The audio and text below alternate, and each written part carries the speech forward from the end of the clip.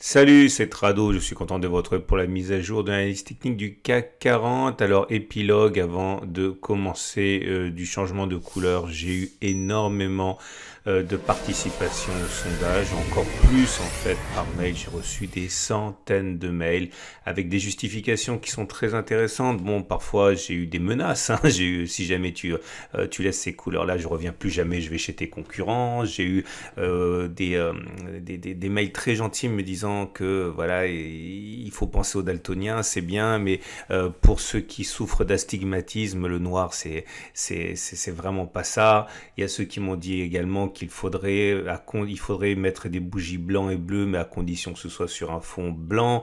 D'autres qui m'ont dit surtout pas ces pierres. Bon, écoutez, je suis vraiment désolé pour les tradosoriens daltoniens qui ont eu l'espoir que le graphe changerait, mais là, il y a un déferlement d'opinions défavorables, et comme mon objectif c'est quand même de faire plaisir au plus grand nombre, malheureusement on va revenir sans plus attendre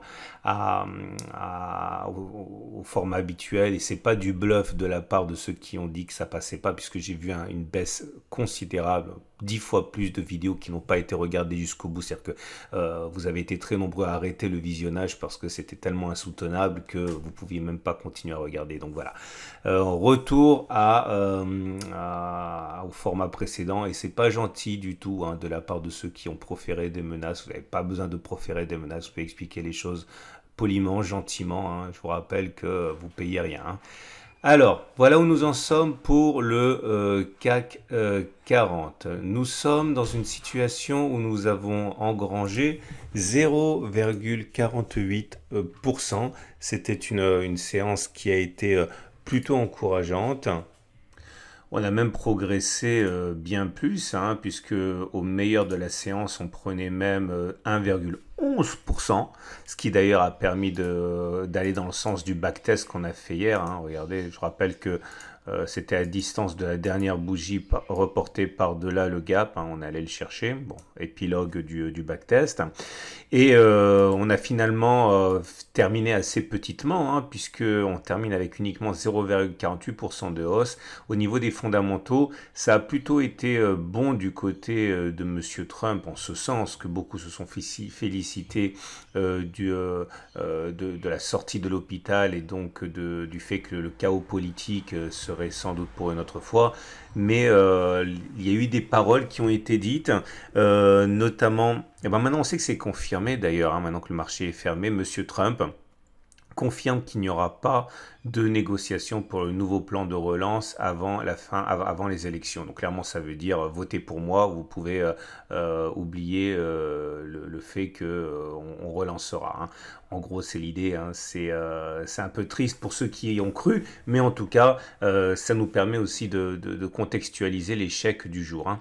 Et nous avons également plusieurs choses à dire. Tout d'abord, la progression du jour est venue mourir sur la résistance intermédiaire des 4837, 4895 ici, mais ça s'est vraiment fait au point près. Vous voyez, on était sur une zone de support, vous le savez, qui a été cassée, elle a donc changé de polarité, elle devient résistance. On y a vraiment cru à cette sortie aujourd'hui, mais c'est vraiment en dessous et avec beaucoup de déception que l'on clôture.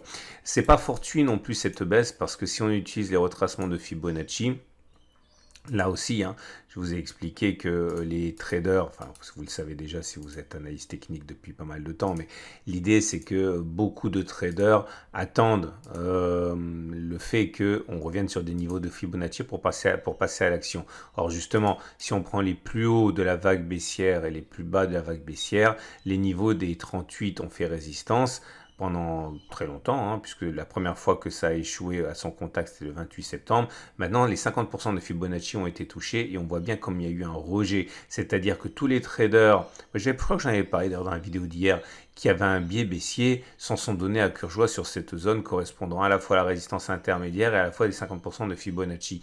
Et c'est une victoire psychologique importante, hein, le fait qu'on n'ait pas conquis ces deux niveaux en clôture de mardi. Et ça nous donnera bien sûr des idées de trade pour la suite, mais déjà noter également que le fameux biseau que l'on mentionnait, le biseau ascendant, dont généralement on sort par le bas plutôt souvent que par le haut, est également un problème, puisque bon, là il a été complètement défiguré hein, par la séance du jour. Dans ce genre de situation, j'aime bien les retracer C'est une habitude que j'ai prise, hein, donc maintenant je vais le retracer comme ça. Il n'a pas été invalidé, hein, puisqu'on a clôturé à l'intérieur. Mais voilà, ça permet également de tenir compte d'une prochaine attaque qui viendrait solliciter ce niveau-là. Et je vous rappelle encore une fois que les biseaux descendants se cassent plus souvent par le bas qu'ils se cassent par le haut. Il faut le savoir. Ce qui nous amène pour terminer au gap, oui, donc le gap qui est là, qui n'a pas été rebouché, hein, et tant qu'il n'est pas rebouché, on a un signal de force avec nous. Donc ça devrait baisser demain, puisque les marchés américains ont fini en baisse, et avec l'abandon des négociations avec les démocrates annoncés par M. Trump, ça devrait peut-être être attaqué. On verra si c'est préservé ou pas. Regardez maintenant les éléments purement techniques. Alors, moyenne mobile à 20, moyenne mobile à... Ah oui, regardez, là, pareil, hein. Regardez le coup d'arrêt de la hausse, hein, sur la moyenne mobile à 20 jours. C'est pas de la magie, il faut bien comprendre ce que c'est, hein. Enfin, il y a toujours ceux qui ont une vision assez mystique de l'analyse technique et de la bourse, et j'ai rien contre, hein. Mais c'est vrai que de manière plus rationnelle, il faut surtout comprendre que vous avez de tout dans la bourse et en trading. Ceux qui vont trader les moyennes mobiles, ceux qui vont trader les résistances, ceux qui vont trader les Fibos, ceux qui vont trader les obliques, etc. Et quand vous arrivez sur un cluster de problèmes, de résistance comme ça, il y a conjonction, il y a convergence des tirs de barrage, et c'est pour ça que ça baisse en fait, hein. Donc la moyenne mobile à 20 jours s'est faite respecter, on est toujours en tendance baissière, la tendance générale est toujours baissière. Si on met la moyenne mobile à 50 jours, vous voyez qu'on est en dessous, on est toujours en tendance de fond baissière. Heureusement, enfin on va faire les bandes de Bollinger d'abord, on est en parallèle baissière, également avec la Bollinger Super et la Bollinger Inférieure qui descendent. Et oui, vous voyez également que la moyenne mobile à 7 jours a, par contre, elle été préservée, puisque nous sommes au-dessus d'une moyenne mobile à 7 jours qui monte. Autrement dit, la tendance de court terme est toujours haussière. Mais il y a aussi des éléments autres favorables. Regardez, j'en avais backtesté ça la semaine dernière, hein. On avait parlé de ce qui se passait après réintégration des bandes de Bollinger et clôture au-dessus de la M7. On avait vu que généralement on avait cassé le SAR, donc ça c'est fait. Et le fait que le SAR ait été cassé est intéressant parce qu'on backtestera ça également. Mais lorsque l'on casse le SAR, il est beaucoup plus fréquent d'aller plus haut que le jour de cassure du SAR que de ne pas le faire. C'est pas l'objet du backtest du jour, je vais backtester autre chose. Mais bon, si j'enlève tous les éléments graphiques, c'est pas bon ça, hein. Enfin, c'est très moyen, on va dire, hein, parce que bon, il y a des éléments positifs comme le SAR qui a été cassé, le SAR qui a été cassé, et le M7 qui est croissante, mais bon, la tendance de fond, la tendance générale sont baissières, hein. Ce qui m'amène donc au backtest du jour. Alors voilà, c'est une séquence qui est vraiment cruciale aujourd'hui parce qu'il y a beaucoup de choses à dire. En particulier, regardez le momentum. Non, je veux dire le MACD, donc je vais tous les mettre, sinon je ne vais pas m'en sortir. Voilà, je remets tout. Et ce qui est intéressant, c'est que j'avais expliqué que les signaux aussi avaient été délivrés, par contre ça je ne vais pas le mettre, par le CCI, par le stochastique et par le MACD 0. Et j'avais dit il faut se grouiller un petit peu de délivrer un signal aussi aux indicateurs techniques lents, parce que si jamais les indicateurs techniques rapides se retournent à la baisse alors que les indicateurs techniques lents sont toujours baissiers, ça risque de faire mal. Et ça y est, c'est fait. Le MACD, qui est vraiment un gros balourd, hein, généralement, vient de passer positif, hein, au-dessus de son signal, et le RSI vient de passer au-dessus de 50. Donc aujourd'hui, voilà ce que je vais backtester avec vous, et je pense que c'est très important pour comprendre ce que c'est que le trading et ce qu'il n'est pas. Et on va regarder ce qui se passe, ok, lorsque le MACD délivre son signal. Vous savez que c'est un signal qui est très suivi des analystes techniques et très suivi des traders. Pourquoi? Alors voilà comment on va procéder. On va regarder quelle est la distance parcourue en positif ou en négatif lorsque le MACD croit son signal. Et c'est assez intéressant, vous allez voir pourquoi. Ici, par exemple, on a un MACD qui a croisé son signal sur cette bougie, ici, là. Et le signal de sortie a été donné sur le MACD dans l'autre sens. On a perdu en fait 1,39%. Ici, le signal est passé positif là, et le signal de sortie a été donné ici, avec une baisse de 3,6%. Donc deux fois où il y a le signal qui n'a pas fonctionné. On va continuer. Ici, le signal a été donné sur cette bougie, là, et le signal de sortie a été donné sur cette bougie.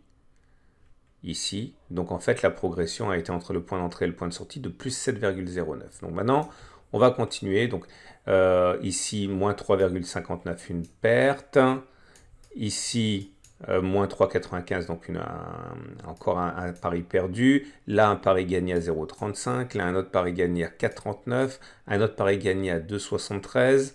Un cinquième pari gagné à 3,50. Pari gagné à 1,80.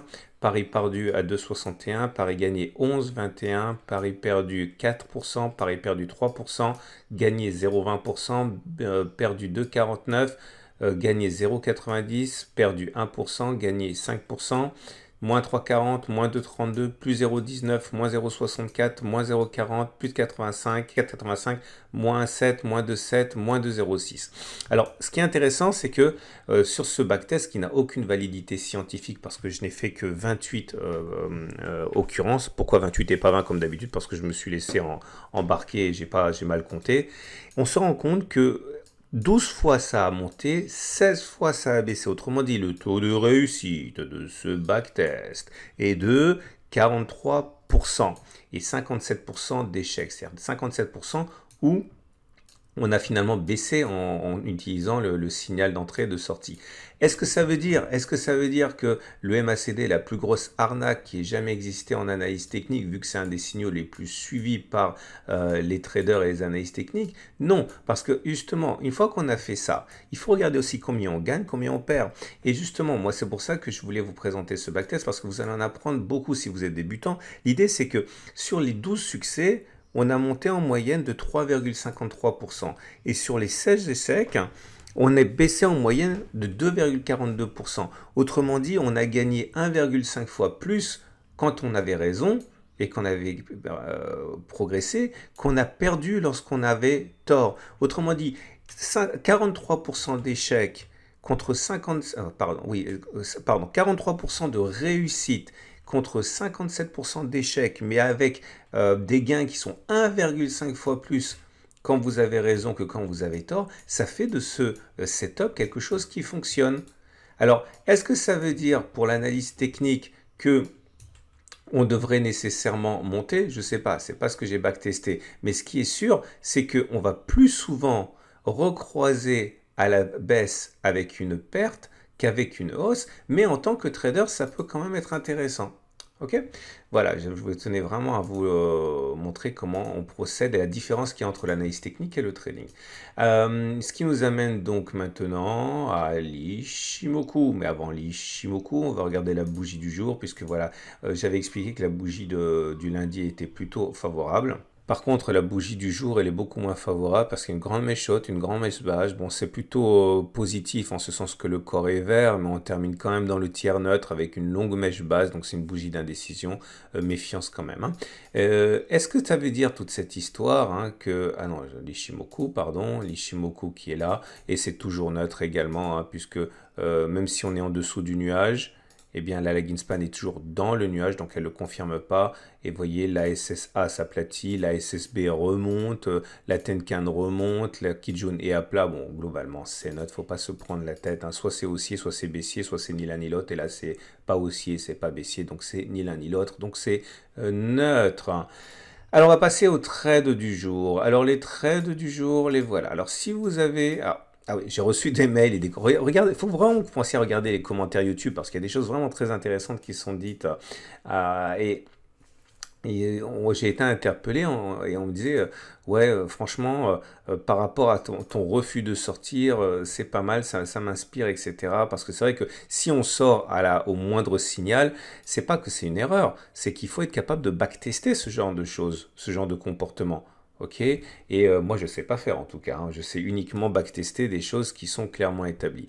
Et là en l'occurrence, voilà, j'étais en positif, j'étais en gain, puisque vous le savez, je vais refaire encore, voilà, moi je suis rentré, non je suis pas rentré là, je raconte n'importe quoi, je suis rentré ici, voilà. Il faut que vous compreniez pourquoi je ne sors pas.